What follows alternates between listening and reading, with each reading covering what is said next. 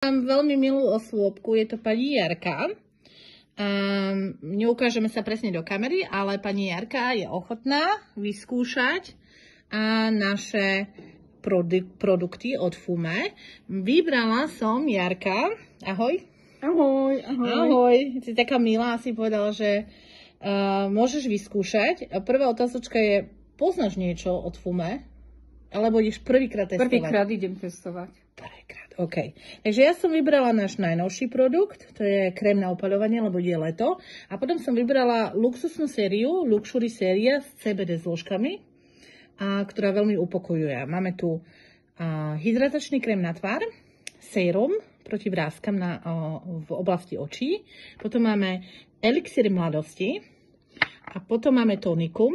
Tonikum je na čistenie pletí. Tonikum málo kto pozná, že keď je dobre vyčistená pleť, fungujú lepšie anti-aging produkty, lebo sa to tam dostane rýchlejšie a presnejšie.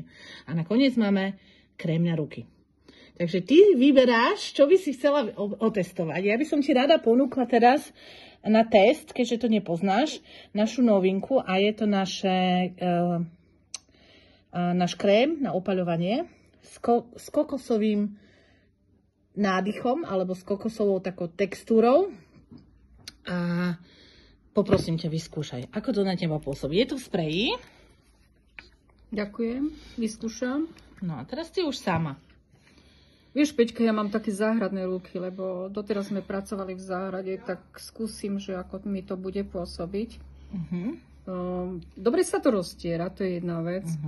Druhá vec, že mám také vláčne ruky potom, to je veľmi dobré. Siakne to rýchlo. Okay. Takže je to také príjemné, voňavé. Fajn, odporúčala by som.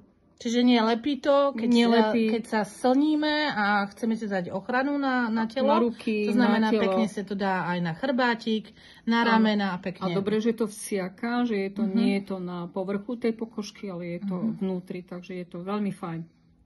OK, a nádychovo, ten nádych kokosu? Kokos cítim.